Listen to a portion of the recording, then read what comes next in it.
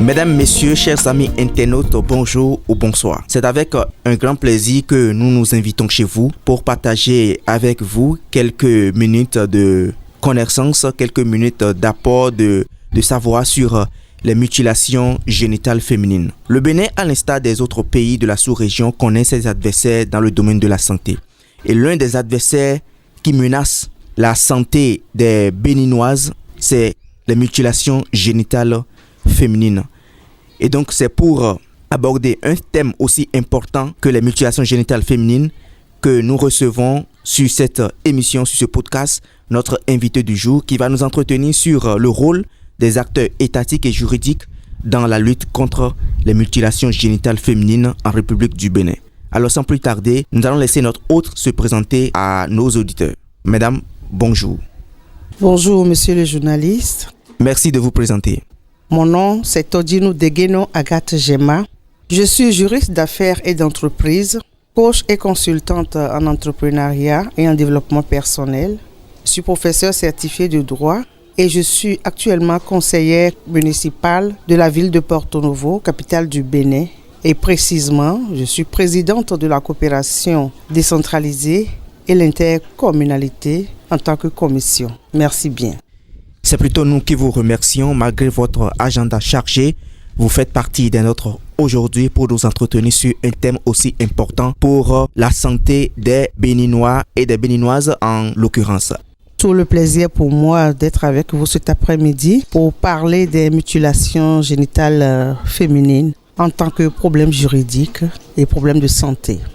Alors d'entrée de jeu, dites-nous, d'un point de vue juridique, comment peut-on définir les mutilations génitales féminines? Merci monsieur le journaliste. Pour définir le terme mutilation génitale féminine, nous pouvons dire que ce sont des pratiques qui recouvrent toutes les interventions incluant l'ablation partielle ou totale des organes génitaux externes de la femme ou toute autre lésion des organes génitaux féminins pratiquée pour des fins non médicales et dans des conditions extrêmement dégradantes et douteuses. Donc, c'est une ablation partielle ou totale des organes de la femme. Merci, monsieur. En quoi ces pratiques constituent-elles des violations des droits humains? Elles peuvent engendrer de graves infections urinaires, des problèmes de kyste ou des complications à l'accouchement et provoquent le risque de décès du nouveau-né. Donc, les mutilations génitales féminines sont souvent pratiquées sur la jeune fille entre l'enfance et l'âge de 15 ans. Donc, nous pouvons déjà dire que ces pratiques qui jouent sur le droit féminin, qui jouent sur la condition féminine, constituent des violations des droits humains. Mais il existe 4 types d'ablations. Premièrement, nous pouvons constater l'ablation partielle ou totale du gland clitoridien et ou du prépuce et du capuchon. Là, quand vous comprenez bien, ça veut dire que c'est une ablation qui est opérée sur la partie génitale, le gland clitoridien, c'est-à-dire le clitoris même, et la peau qui recouvre le clitoris, qu'on peut appeler le capuchon. La deuxième forme constitue en l'ablation partielle ou totale du gland et des petites lèvres. Vous-même, est-ce que vous voyez ce qu'on dit? Ça veut dire qu'on procède à une ablation pour ne pas dire directement ce que ça signifie. Nous sommes en train de respecter la sensibilité des gens en parlant d'ablation, sinon c'est un autre mot qu'on pouvait utiliser. La troisième forme constitue l'infibulation, qui est le rétrécissement par une couture de l'orifice vaginal.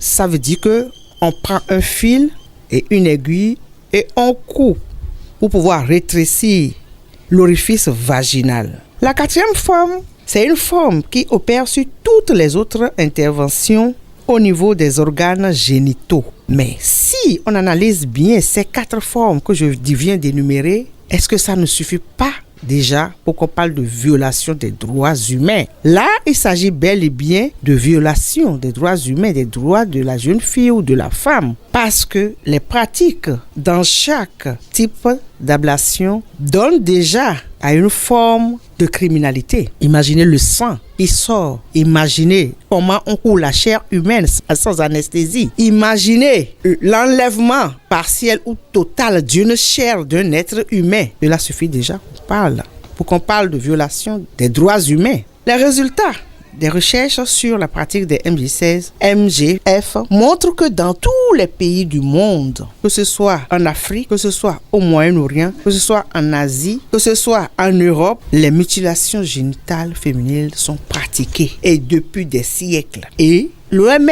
est allé jusqu'à dénoncer toutes les formes de mutilation sexuelle féminine. Pour conclure, nous pouvons dire que ces pratiques constituent une violation des droits des femmes, des filles, des droits des humains. Merci bien. Merci à vous, Madame Todjino Degueno, épouse Afoutou. Alors, on poursuit avec notre thème du jour. Quelles sont, à votre avis, les origines et les raisons, d'accord, qui sous-tendent cette pratique-là en République du Bénin? Merci, monsieur le journaliste. D'après nombre d'années de recherche et d'investigation, l'origine des mutilations génitales féminines n'est pas claire et n'est pas encore établie. L'existence de la pratique serait antérieure à la chrétienté et à la religion de l'islam. Des momies égyptiennes présenteraient certaines cicatrices, caractéristiques et types de mutilation génitale féminine. Des historiens comme Hérodote ont affirmé que les mutilations génitales féminines, et plus précisément, étaient pratiquées par les Phéniciens, les Hittites et les Éthiopiens. Selon certaines sources, ces rites seraient pratiqués en Afrique tropicale, aux Philippines, en Amazonie et en Australie. La clitoridectomie était pratiquée en Europe occidentale et aux États-Unis dans les années 1950. En définitive, nous pouvons constater que les mutilations génitales féminines, toutes les époques et sur tous les continents ont été pratiquées, à toutes les époques et sur tous les continents, et a été entretenue par ces peuples dans sa pérennisation.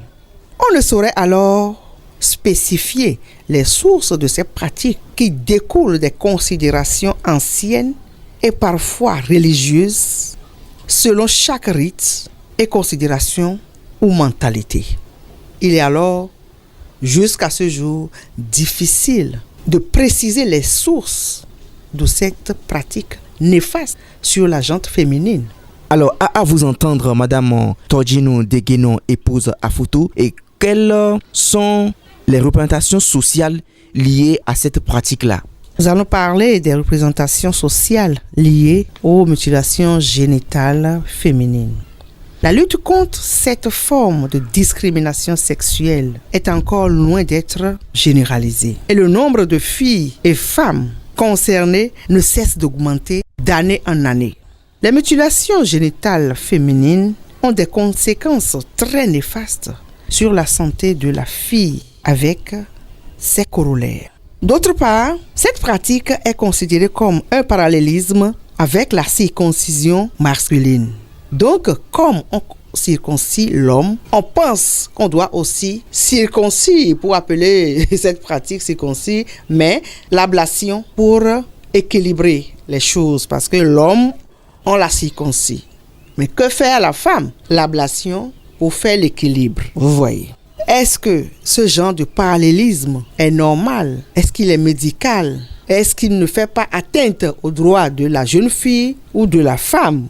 L'autre mentalité est qu'on croit que ne pas pratiquer les mutilations génitales féminines sur la femme ou la fille l'exposait aux diverses maladies et à l'infidélité dans le futur. D'autre part, des fondements socio-culturels de ces pratiques, les étapes de la construction des mutilations génitales féminines comme problème de droits humains et de droit à la santé sont clairs parce qu'il s'agit de pratiques qui avilissent la femme, qui diminuent la femme, qui diminuent la féminité de la femme et l'empêchent de bien jouir de son corps après et en surplus entraîne des maladies, les problèmes de mort-née, ainsi de suite. Une forte mobilisation contre ce fléau s'instaure un peu partout dans le monde. La possibilité de prise en charge des rescapés et la correction chirurgicale a été pensée aussi. Ce sont des pratiques discriminatoires envers les femmes et les filles. Quand nous allons vers l'approche anthropologique, la pratique des mutilations génitales féminines serait née au Proche-Orient, dans la péninsule arabique, et se serait propagée sur le continent africain par les marchands arabes, puis en Égypte. Cela constitue un rite de passage ou pratique inscrite dans un système inégalitaire de rapport entre sexe, homme, femme. Les mutilations génitales féminines constituent un problème de droit humain et un problème de droit à la santé. Les étapes de mobilisation internationale prouvent que le monde entier, d'une manière ou d'une autre, s'est soulevé, de par sa constitution ou de par son code pénal, s'est soulevé contre ces pratiques. L'évolution du contexte législatif dans des pays a prouvé que cette pratique doit être incriminée et totalement éradiquée. La classification de mutilation, c'est-à-dire les formes de mutilation, tout ça là fait que le monde entier, les gens ne sont plus d'accord. Mais est-ce que c'est parce qu'on n'est pas d'accord qu'on ne va pas faire? Voilà que c'est des rites qu'on dit. C'est la religion, on dit que c'est la religion parfois. On dit que c'est pour préserver la virginité, c'est pour préserver la femme de l'infidélité une fois qu'elle sera avec son mari. Donc toutes ces pratiques et toutes ces représentations sociales sont liées au MGF. Est-ce que nous allons rester les bras croisés encore? Ne devons-nous pas redoubler d'ardeur pour arriver un jour à éradiquer ce fléau?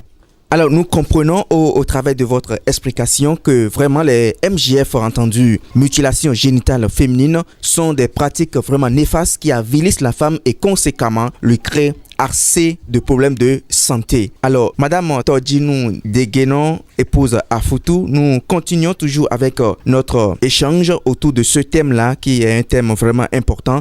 Alors, quel est l'état des lieux, des normes ou dispositions juridiques par rapport à cette pratique-là? Merci, monsieur le journaliste. Vous demandez l'état des lieux que l'on peut faire par rapport aux dispositions ou normes juridiques pour mettre fin aux mutilations génitales féminines. La loi de 2003 portant éradication de la pratique des mutilations génitales féminines au Bénin stipule que, je cite, « Quiconque aura pratiqué sur une personne de sexe féminin une mutilation génitale sous quelque forme que ce soit sera puni d'une peine d'emprisonnement de 6 mois à 3 ans et d'une amende de 100 000 à 2 millions de francs en République du Bénin. » Source, République du Bénin, ILO.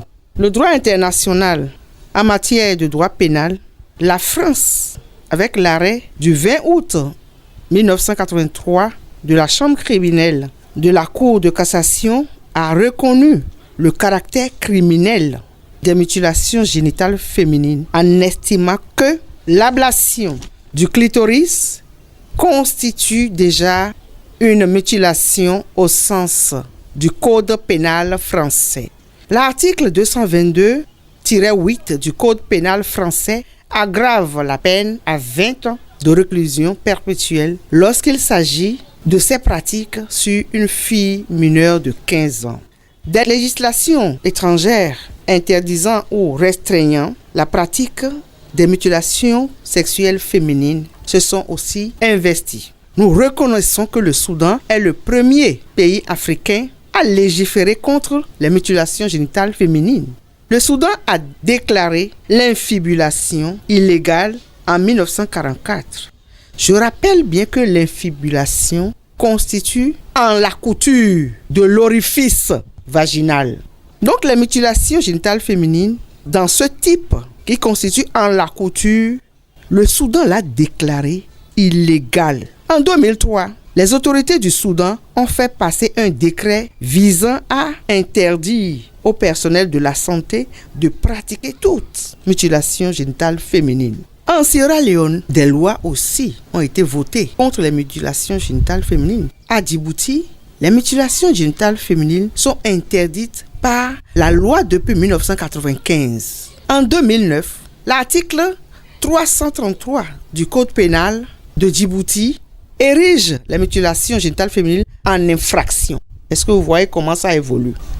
Ceci a été modifié et sanctionne tout défaut de signalement aux autorités. En 2009, une loi a été votée à Djibouti où cette pratique fait légion et cette loi permet aux associations œuvrant contre les mutilations génitales féminines de se porter partie civile à la place des victimes qui ne seraient pas en mesure de recourir à la justice. En Égypte, en Côte d'Ivoire, au Burkina Faso, au Sénégal, des tests ont été légiférés pour lutter contre cette pratique.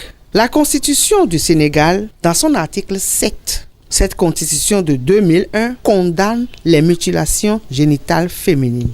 Le Togo, la Tanzanie, la Guinée-Conakry, le Tchad ne sont pas restés muets par rapport à l'éradication de cette pratique. Le Niger, dans sa loi du 13 juin 2003, a introduit dans l'article 232 alinéa 1 et suivant du Code pénal la répression des mutilations génitales, la violation de la femme, le harcèlement sont désormais réprimés d'un emprisonnement de 6 mois à 3 ans et d'une amende de 20 000 à 200 000 francs CFA. Les États-Unis ont officiellement interdit les MGF en 1996. Puis le président Obama a signé en janvier 2013 la loi portant interdiction de la pratique des mutilations génitales féminines. La Suède est le premier pays de l'Europe de l'Ouest à légiférer contre les mutilations génitales en 1982 et l'a modifié en 1998. Lorsque nous regardons les diverses dispositions ou normes contre les pratiques de mutilation génitale féminine, on peut généraliser et dire que beaucoup de pays se sont insurgés contre cette pratique en élaborant des lois constitutionnelles, des lois pénales ou par des jurisprudences pour pouvoir protéger la santé de la jeune fille, la santé maternelle, la santé féminine. Est-ce que vous voyez? Donc, les pays ne se sont pas tus par rapport à ces pratiques. Mais nous constatons que jusqu'à ce jour, ces mutilations évoluent, même si c'est devenu caché, c'est pratiqué dans des pays et à des moments donnés. Alors, par rapport à cette pratique, quels sont les engagements régionaux mis en place par les États pour mettre fin au MGF? Merci, monsieur le journaliste. Il s'agit des engagements régionaux mis en place pour mettre fin aux mutilations génitales féminines. Alors, en votre qualité de juriste, que pensez-vous que l'on peut faire pour véritablement mettre fin à cette pratique-là au Bénin? Pour mettre fin à ces pratiques au Bénin, il faut d'abord que les victimes acceptent déclarer leurs conditions. Parce que si ces femmes ne nous expliquent pas et ne nous disent pas qu'elles ont été victimes de ces pratiques, on ne pourra pas les aider. On ne pourra pas s'appuyer sur elles pour informer d'autres femmes afin de pouvoir éradiquer.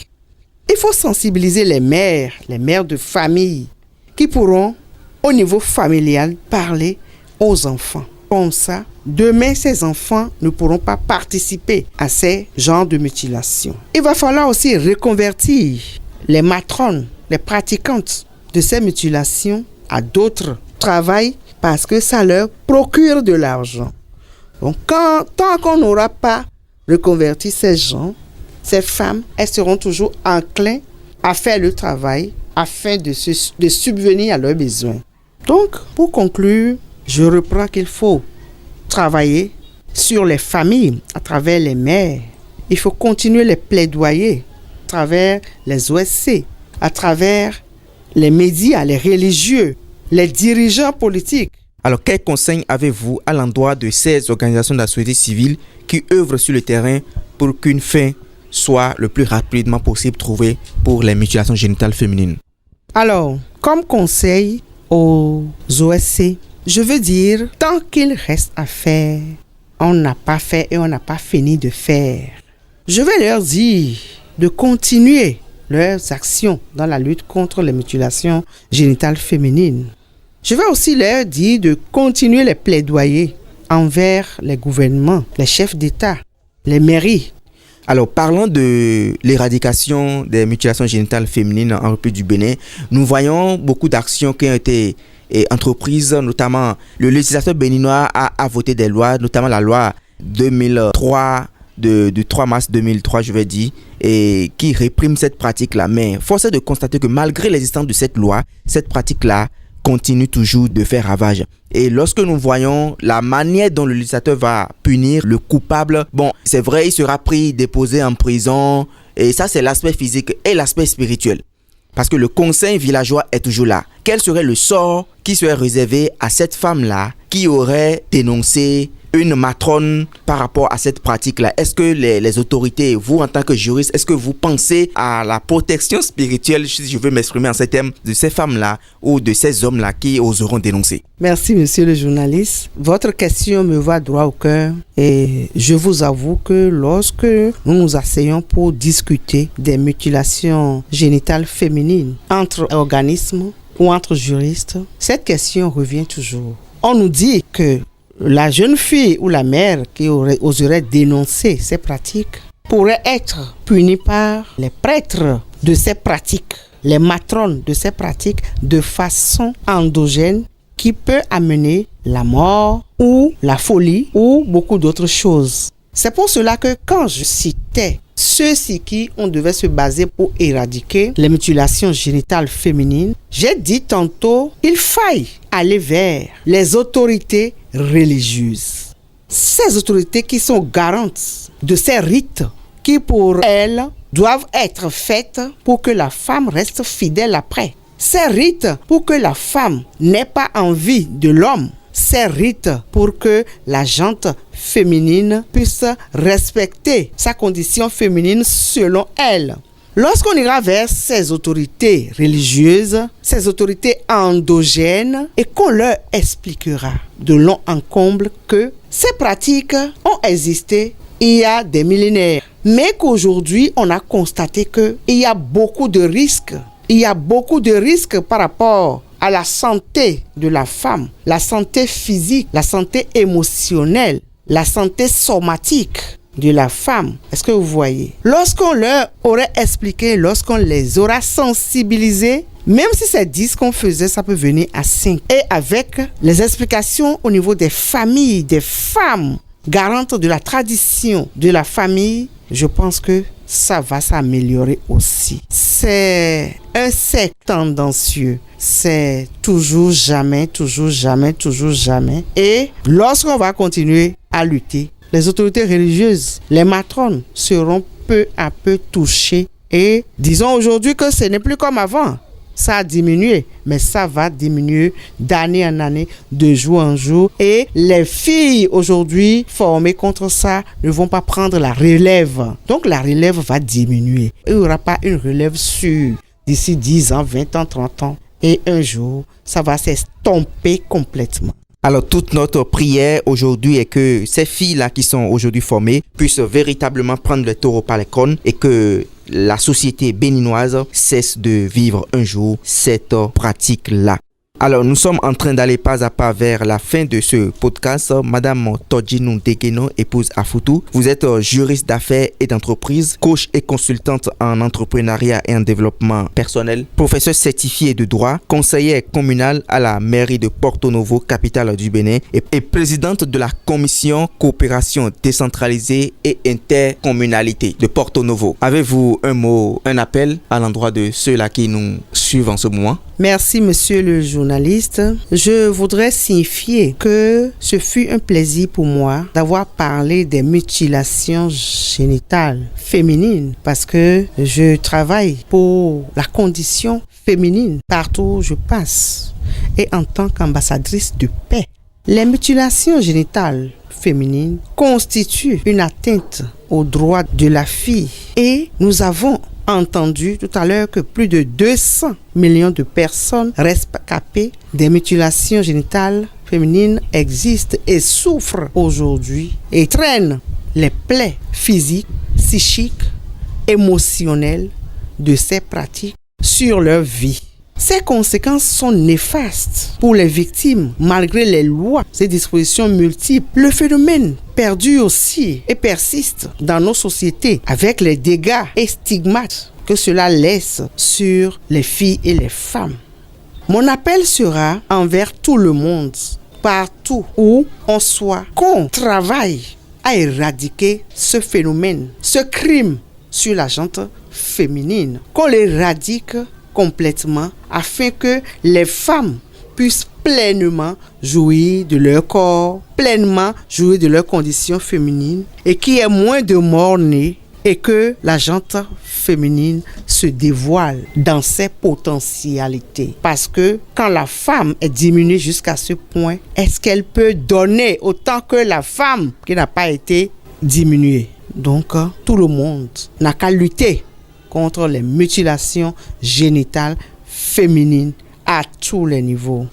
Mon dernier mot, c'est un appel vibrant aux internautes pour lutter efficacement contre les mutilations génitales féminines. Et je leur dis à très bientôt et on se verra très bientôt sur d'autres thèmes. Merci bien. Merci beaucoup à vous, Madame Todjinou Deguenon, épouse à photo Germa. C'est un plaisir pour nous de vous avoir reçu sur cette émission, sur ce podcast. Merci d'avoir été des nôtres et bon retour chez vous. Merci bien et à très bientôt. Alors, chers amis internautes, nous voici donc au thème de cet entretien. Mutilation génitale féminine a été le thème autour duquel nous nous sommes entretenus durant ces quelques minutes avec vous. Nous croyons que toutes ces réponses, tous ces éléments de réponse vous ont permis quand même de comprendre, de saisir l'importance de cette lutte-là que les organisations de la société civile sont en train de mener et ajouter aux autorités étatiques contre ce fléau qui constitue aujourd'hui un os dans la gorge